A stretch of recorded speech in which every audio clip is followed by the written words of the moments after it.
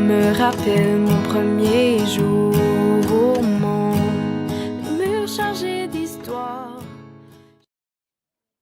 Alors aujourd'hui, on est avec Madame Jocelyne Fournier.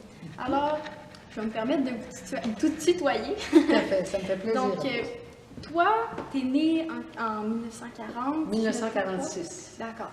Puis, comme on en a discuté un peu tantôt, toi, c'est tes parents qui t'ont amené ici en premier. C'est Oui, ta c'est mère. un concours de circonstances. Exactement. Deuxième année du primaire. Du primaire. Donc, ensuite de ça, toi, tu as fait ton cours classique. C'est ça. Avec la congrégation. Ici. Puis toi, tu as été pensionnaire au collège. Oui. Donc, j'imagine que tu as dû vraiment vivre les règles à fond. Là. Ça a dû vraiment être un mode de vie.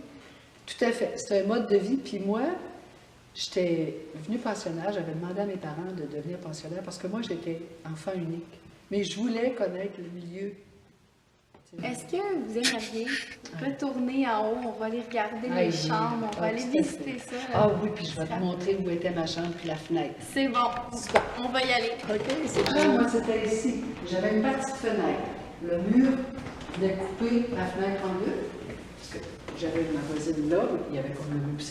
Évidemment, c'était pas ces fenêtres-là, c'était des fenêtres avec des poignées. Alors là, quand j'arrivais dans ma chambre, ben, c'est sûr que c'était le rêve parce que je voyais le soleil, puis le soleil qui se lève là. C'est drôle, hein, il me semblait qu'on voyait Beauvoir, mais peut-être que je l'imaginais dans ma tête. C'était pas grand, là. Il y avait l'espace pour le lit ici. Là, il y avait le bureau de travail, le petit espace de table avec le petit plat, le bassin qu'on appelait. Et puis, est-ce qu'il y avait, il y avait certainement une armoire ou un cabinet pour mettre les vêtements? C'est ça. Mais c'était pas plus grand que ça. Mais moi, j'étais bien chanceuse. J'avais une fenêtre, parce que ceux qui étaient au centre, c'était des cubicules, mais il n'y avait pas de fenêtre. Puis comme les murs n'allaient pas jusqu'au plafond, bien, des fois on chuchotait des affaires, mais il y avait la surveillante, parce qu'on étudiait, il y avait la surveillante qui était dans les milieux, là, son papier, Mademoiselle Fournier.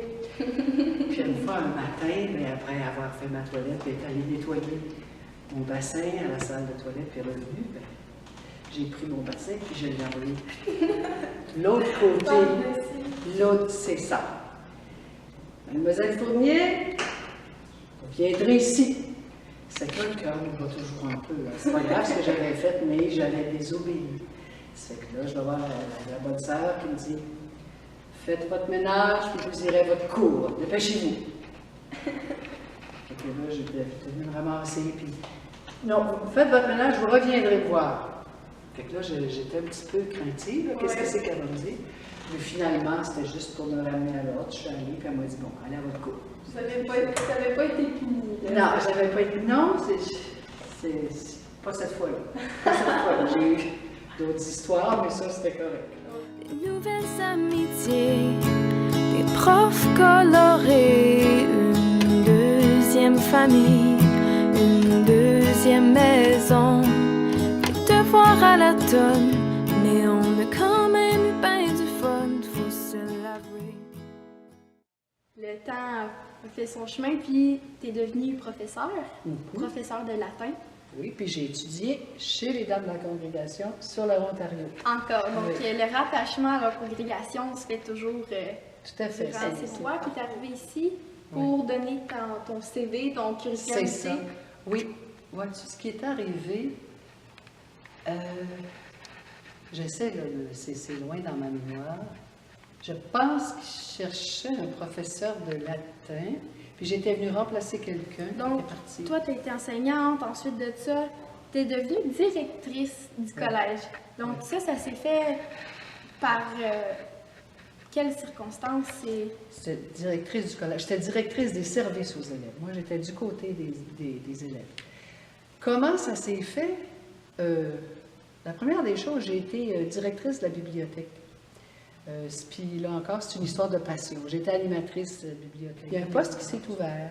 Puis j'ai postulé et puis c'était beaucoup, à ce moment-là, on était une équipe très, je dirais, avec un mélange de valeurs du temps. Je parle de mon temps, là, à moi, puis les nouveaux qui étaient là, mais avec la même passion.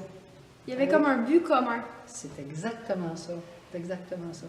Alors, les choses ont fait que je suis passée à la direction des services aux élèves avec beaucoup d'intérêt. Quand je suis partie, que j'étais en mesure d'apprécier tout ce que j'ai reçu du monde, tout ce que j'ai reçu des sœurs de la congrégation, les dames de la congrégation, qu'on disait dans ce temps-là, puis tout ce que j'ai vécu. Je suis revenue beaucoup là, sur mon enfance, tout ça, ce qui se passait, les règlements qu'on avait à observer, l'honnêteté, la franchise, la droiture, tout ça, ben, c'est avec les CND que je l'ai eu. Oui. L'implication, les comités. Tu sais, j'ai été avec... La congrégation a toujours été au cœur. Puis j'ai tout le temps dit, ça là, c'est parce que l'âme des fondateurs est dans l'école, dans les murs. Que ce soit Clara Felton qui a écrit la lettre à Monseigneur Turgeon, que ce soit le curé Dufresne, écoute, lui, il a travaillé fort pour ramasser des sous, puis construire l'école. Il l'a construit de ses mains, là.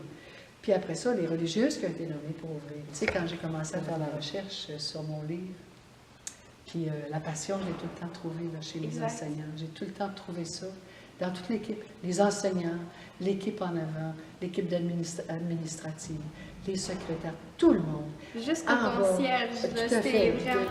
Des profs qui montent sur les bureaux, qui chantent dans les escaliers, 160 ans de filles éduquées, ouvertes sur le